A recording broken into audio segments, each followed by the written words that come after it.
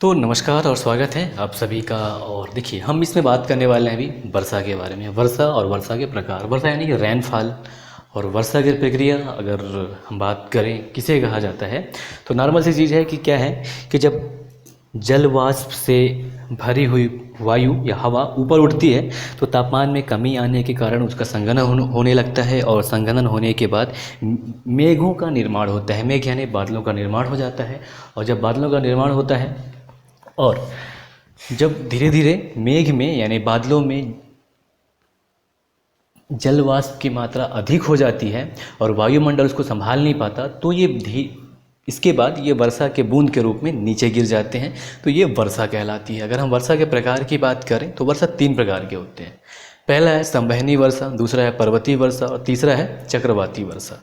तो संवहनी वर्षा मुख्यतः ये भूमध्य रेखीय क्षेत्र में होता है, यानी कि 0 डिग्री क्षेत्र में। जबकि अगर हम पर्वतीय वर्षा की बात करें तो ये लगभग हर जगह होता है ये। और चक्रवाती वर्षा की बात करें तो चक्रवाती वर्षा ये शीतोष्ण कटिबंधीय चक्रवाती क्षेत्रों में होता है। तो आइए हम संवहनी वर्षा को समझते हैं।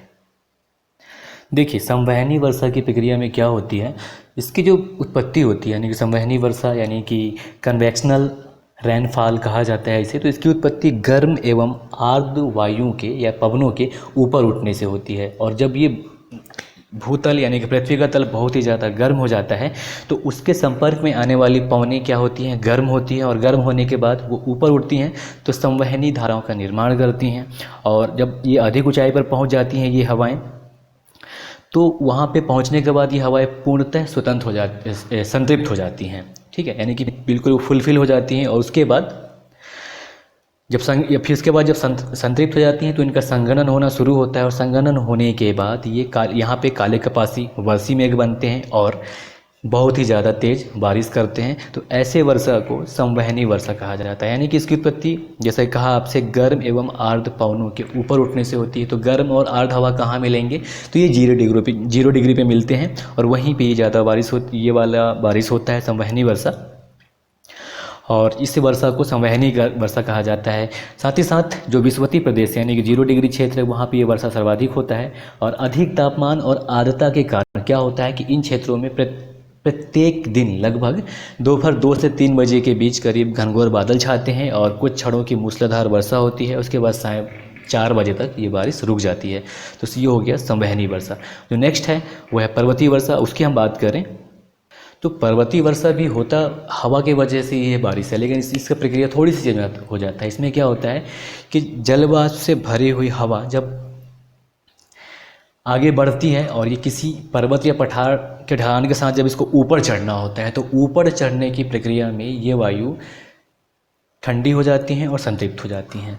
ठीक है, धीरे धीरे ठंडी होती है और धीरे धीरे संतृप्त हो जाती है। और जब संतृप्त हो जाती है तो यहाँ पे संघनन की प्रक्रिया चालू हो जाती है, यानी कि उनका जमाव इकट्ठा होना चालू हो जाता है। और जब वो संघनित हो जाती हैं तो वो वर्षा कर देती हैं। इस प्रकार के वर्षा को पर्वतीय वर्षा कहा जाता है। और ये वर्षा उन क्षेत्रों में अधिक होता है जहाँ की जो पर्वत श्रेणी होता है वो समुद्र तट के बिल्कुल पास या फिर उनके समांतर होता है।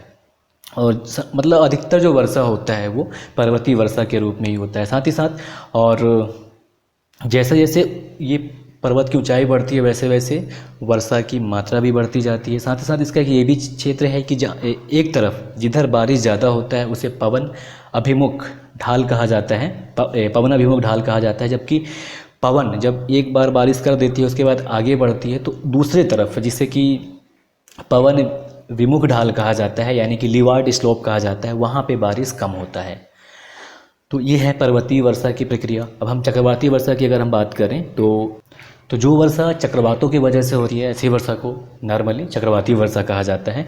और जो ऐसी यानी कि चक्रवाती जो वर्षा है ये हिमवृष्टि या फिर तथा हिमवृष्टि ये दोनों विशेषकर शीतोष्ण कटिबंधीय चक्रवाती क्षेत्रों में होते हैं, जहाँ पे गर्म और शीतल वायु राशि जब आपस में टकराती हैं तो उनसे भीषण तूफानी दशा उत्पन्न हो जाती है। और गर्म वायु राशि के शीतल वायु राशि के ऊपर चढ़ जाने के कारण यहाँ पे संघनन होता है, जिसके वजह से ये वर्षा होता है।